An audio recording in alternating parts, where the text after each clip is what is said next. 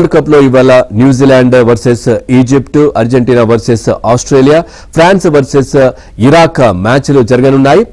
ఇక నిన్న 3 నిమిషాల తేడాతో మైకేల్ ఓయార్జబల్ 2 గోల్స్ తో అదరగొట్టడంతో టైటిల్ ఫేవరెట్ స్పెయిన్ నాకౌట్ అవకాశాలను మెరుగుపరుచుకుంది. గ్రూప్ హెచ్ లో జరిగిన మ్యాచ్ లో స్పెయిన్ 4-0తో సౌదీ అరేబియాను చిత్తు చేసింది. వరల్డ్ కప్ లో తొలి విజయాన్ని నమోదు చేసింది.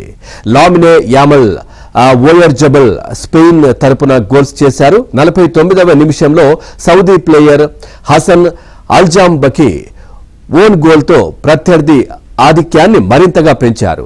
పసికూనా కేప్ వెర్డెతో మ్యాచ్ను డ్రా చేసుకుని తీవ్ర విమర్శలు ఎదుర్కొన్న స్పెయిన్ రెండో మ్యాచ్లో జూలు విదిల్చింది. ఆరంభం నుంచే దూకుడుగా ఆడుతూ సౌదీ డిఫెన్స్ను తీవ్ర ఒత్తిడిలో పడేసింది.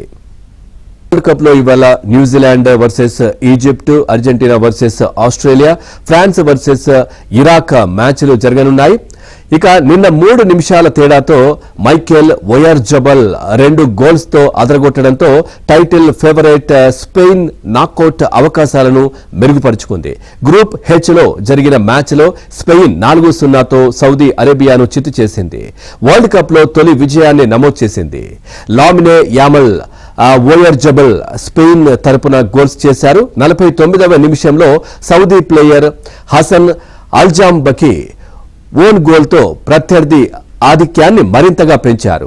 పసికూనా కేప్ వెర్డెతో మ్యాచ్ను డ్రా చేసుకుని తీవ్ర విమర్శలు ఎదుర్కొన్న స్పెయిన్ రెండో మ్యాచ్లో జూలు విదిల్చింది. ఆరంభం నుంచే దూకుడుగా ఆడుతూ సౌదీ డిఫెన్స్ను తీవ్ర ఒత్తిడిలో పడేసింది.